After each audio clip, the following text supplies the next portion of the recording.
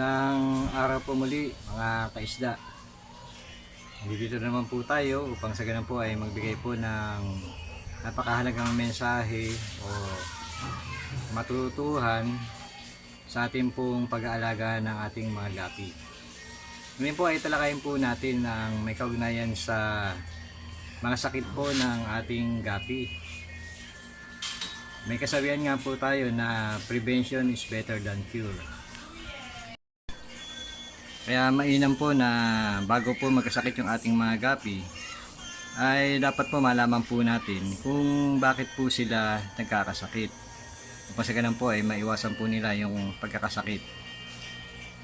Ang sinasabi nga po natin ay napakahalaga po na meron tayo mga test kit upang sa ganun ay malaman po natin kung ano ba yung nilalaman po ng ating mga tubig. Kasi yan po yung kanilang natural habitat at yan po ang dapat nating binabantayan.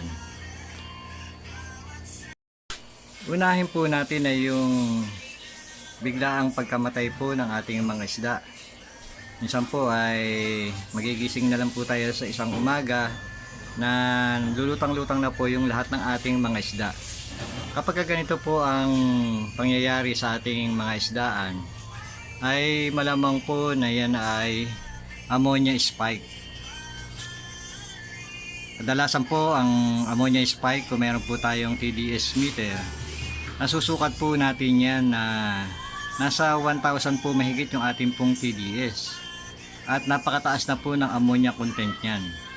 Kasi po ang normal po na tap water ay meron lamang pong 300 plus na ppm ng TDS. Ngayon po kapag gano'n na po yung ating nasukat, kinakailangan na po tayo mag water change. Ikalawa po na sakit ng ating mga gapi, pangkaraniwan po yung clampin. Mapapansin po natin saan po ba madalas nating nakikita yung nagkaka-clampin yung ating mga gapi. Madalas po yan kapag tayo po ay nag-water change. Mapapansin na lamang po natin pagkatapos natin mag-water change ay nagka-clampin na po sila. Ang clampin po, nakukuha po yan sa ammonia poisoning din po. O kaya naman ay internal parasite. Pero kung ilan lang po yung mga gapi natin na tinatatamaan po ng clampin sa kanilang mga tank, ay malamang po yan na yung sudden change ng tubig, yung water temperature nila. Lalo na po ngayon mga kaisda ay malamig na po ang panahon. Sabi nga po natin sa una nating mga vlog na sa panahon ng December hanggang February ay nagbabago po ang ating water temperature. Sa ngayon po ang nasusukat ko po na water temperature sa aking mga tubig, sa mga tangke ng aking mga isda ay nagre-range po yan pagka umagang umaga ay nasa 25. Pagdating naman po ng tanghali, yan po ay tumataas ng 28 hanggang 29. Dati po nung medyo kainitan ay 26 to 30. At yan po ay may malaking epekto sa ating mga isda. Isa pa po na nais ko pong bigyan pansin ay yung ating pong water pH. Sabi nga po natin yung 7 yan po ang neutral. At pagka bumaba po yan ng 7, nasa 6, yan po ay nagiging acid. O papunta po tayo sa acid water.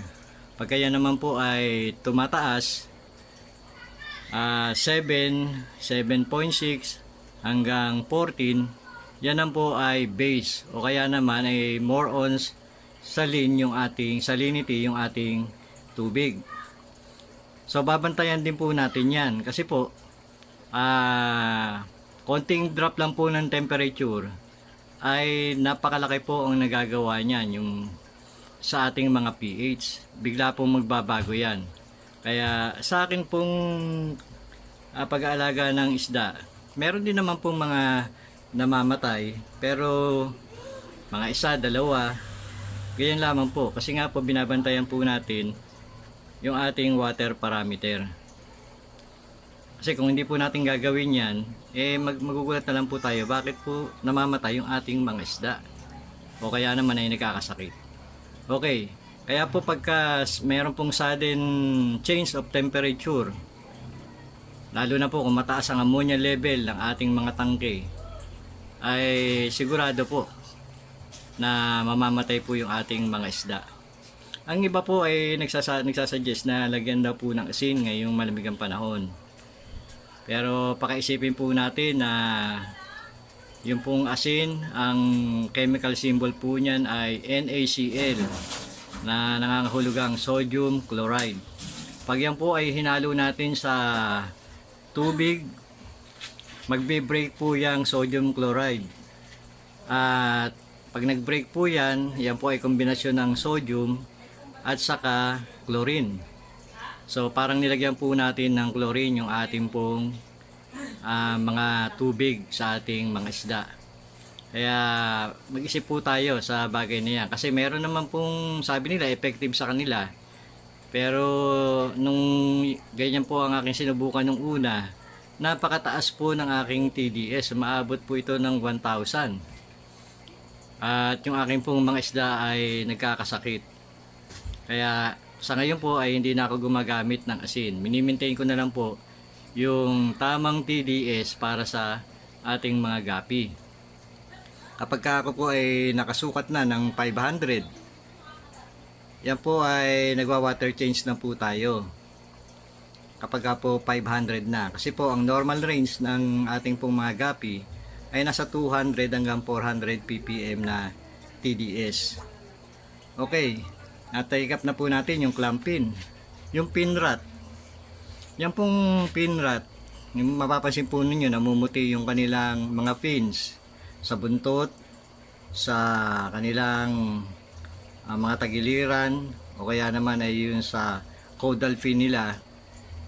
Namumuti po yan. Yan din po ay kadahilanan ng mataas na ammonia level. O kaya naman ay mataas yung ating pong TDS. Kaya po nagkakaganyan yung ating isda. Nagkakaroon po sila ng sakit. At susunod po dyan ay mawawalan po ng ganang kumain. Tatanong din po natin, bakit po buntis na yung aking gapi ay hindi pa rin po siya nagdadrop? Ano po bang dahilan? Bakit po hindi nagdadrop yung ating mga gapi? Ngayong malaking-malaki na po yung tiyan. Kapag ganyan po, pag sinukat po natin yung ating TDS, baka po yan ay wala po sa normal range. Baka yan po ay above na. Kapag ka po kasi 800, ang nasusukat po natin, 800 ppm na TDS, ibig sabihin po niyan ay nahihirapan pong huminga yung ating mga isda. Kumbaga po sa tao, ay nasa tabi po siya ng mausok na kapaligiran. Kapag mataas po yung TDS, nahihirapan pong huminga yung ating mga isda o yung ating pong mga gapi. So, ang tendency, makikita nyo po kapag hindi po nakasurvive yung ating mga gapi sa ganyan pong kondisyon ng tubig natin na mataas po yung TDS, kadalasan po ito po ay namamatay. At makikita nyo po, obserbahan nyo po yung kanilang mga mata, namamaga po yung mga mata. Kasabay din po niyan, hindi lang po yung mata, yung kanila pong mga hasang, namumula po ito. Pati na rin po yung daanan po ng mga fry, namumula rin po yan. Kasi nga po ay nahihirapan pong huminga, hindi po makahinga ng maayos yung ating mga gapi. Kaya nahihirapan po siyang mag-drop ng kanyang mga fry. Dito po sa aking isdaan ay napakarami po ngayong inaanak ng aking mga gapi. Mula po nung ito ay bantayan ko po yung TDS. Sunod-sunod po yung kanilang pagdadrop. Patunayan nga po ay punong-puno na yung aking lagayan ng mga fry. Yan, makikita ko po sa inyo na sobrang dami na po ng ating mga fry. Ito po, kanina lamang po ay siguro nasa 200 po yung dinrap ng aking mga gapi. Yan. Kaya isa po yan sa mga kadahilanan po kung bakit po nahihirapang mag-drop yung ating mga gapi.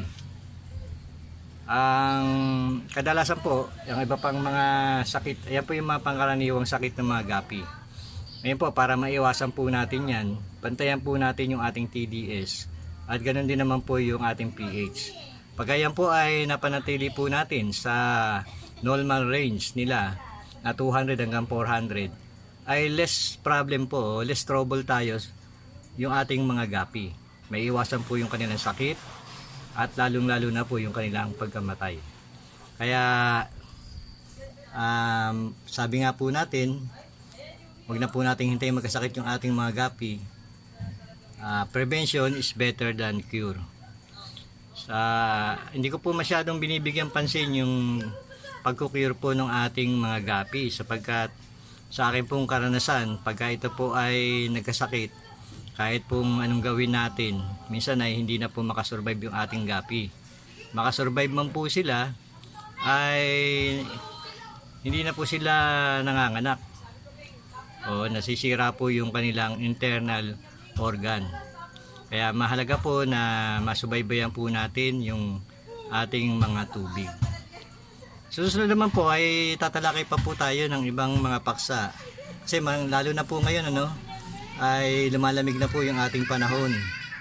Kaya bantayan po nating mabuti kasi yung sudden change po ng temperature ay kahit po yung mga tao ay mabilis po sila magkasakit pagka nagpapalit po yung panahon. Ganun din po naman lalo na yung ating mga isda. Kaya upang maiwasan po ito ay panatilihin po nating bantayan, i-monitor natin yung ating mga tubig. Yan lamang po mga kaisda, sana po ay marami po tayo natutunan sa bidyong ito.